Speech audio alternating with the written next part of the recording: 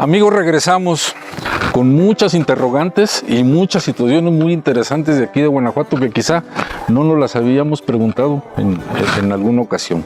Ricardo, ¿qué sucede con el Real de la Gran Esperanza a final de cuentas? Bueno, pienso que es efímero por una razón muy importante. Hay una ordenanza que no hay que perder de vista, que dice que las poblaciones deben de tener aproximadamente 4 leguas, es un cuadro de 4x4, y deben de distar de otra 5 leguas. Entonces, si hubieran querido elevar el campamento minero o lo que fuera al rango de villa o ciudad, hubiera sido prácticamente imposible. Entonces tuvieron que llegar a un acuerdo y bueno, de eso no hay documento, pero está aquí tácitamente. Al darle un nuevo centro a la ciudad, están conviniendo los 2 reales. Ahora, esto se da muy rápido, prácticamente cuando estamos hablando a finales del siglo XVI ya no se habla del Real de la Gran Esperanza. Y yo creo que es eso, que se llegó al acuerdo y entonces las casas reales y todo lo demás del cabildo, lo que se tuvo que hacer aquí en la parte del centro, bueno, pues fue por consenso, y ese espacio que era limítrofe entre los 2 y que no eran para nada las 5 leguas de distancia, se pudo fusionar y entonces quedó la traza de la ciudad como la vemos. Otra cosa que es bien importante, también en el siglo XVI empiezan a desintegrarse las haciendas de minas y en los patios de las haciendas se generan las plazas. Fíjense muy bien, Guanajuato tiene un desarrollo como si fueran células, empiezan siendo 2 reales que tienen a su vez haciendas. Esas haciendas se van juntando, es una especie de conurbación. Y ahora se nos conurba el espacio con Marfil, se va hacia el sur. Guanajuato ha crecido a base de células desde el inicio y eso es algo muy interesante. Habría que replantearnos un poco el hecho de cómo se han dado las relaciones en el aspecto urbanístico.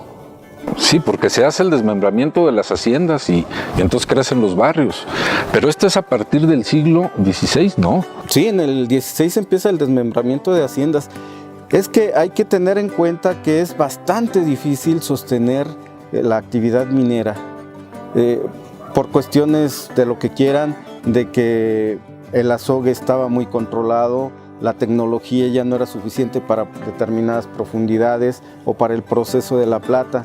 Pero finalmente todas esas vicisitudes que en el siglo XVII son un poco más difíciles porque es un siglo de, digamos, de estancamiento un tanto económico, de recesión.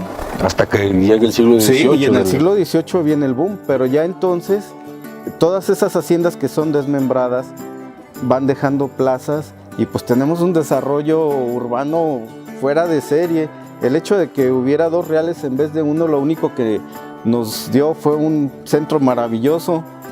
Así es. Que no es precisamente esa cuadrícula que las ordenanzas indican, pero es un espacio muy ad hoc con el resto de la ciudad. Sí, entonces, por la misma topografía, bueno, eso condicionó totalmente el desarrollo, ¿no?, de la ciudad de Guanajuato.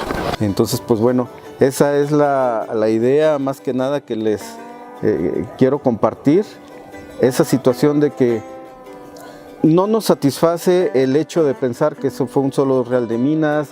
Urbanísticamente no encontramos la cuadratura, aunque históricamente pueda tener lógica todo lo que se ha dicho. Hay que analizarlo bajo otra óptica y pues, ¿por qué no utilizar la tecnología actual que nos da tantas vistas aéreas y tantas herramientas que podamos tener, ¿no? El nombramiento en sí de Guanajuato como Guanajuato y Real de Minas de la ciudad de Guanajuato, entonces, ¿qué zona es la que en realidad estaba considerando el nombramiento? Bueno, lo que debemos de entender es que una vez fusionados los 2 reales, ya no hay diferencia. Y tenemos el espacio urbano tal cual. Aquí lo único que es interesante es ver cómo fue el origen, para entender entonces esas contradicciones que cuando lo entendemos ya no son tan contradictorios. Así es, porque se interpretan de una manera y a final de cuentas hay mucho más de investigación. Aquí lo importante es que a final de cuentas nuestros amigos, nuestros televidentes entiendan cuál es la labor de un investigador. ¿Sí? La labor de la investigación es de estar escudriñando, estar buscando, estar contrastando, ¿sí? Estar ahora sí que eliminando alguna información para posicionarse con una más real, Claro. ¿sí? Con datos fidedignos, una serie de investigaciones en archivos, incluso en España. En España han salido cosas de Guanajuato increíbles, Claro. ¿sí? Que no tenemos nosotros aquí y que ha venido a enriquecer todos estos conocimientos que nos has venido a platicar tú en esta ocasión, pero también los otros personajes que hemos tenido nosotros aquí en el canal y que de repente sí nos dejan sorprendidos, ¿no?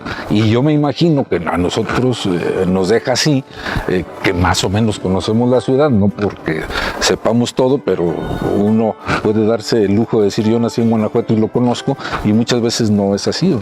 Y para otra gente, sobre todo para la gente que viene de fuera, Claro. o que acaba de llegar a radicar a Guanajuato, que entienda la complejidad de la ciudad, que entienda que a veces hay que pagar un precio alto por vivir en la ciudad de Guanajuato, pero al final de cuentas estamos viendo dentro de una joya.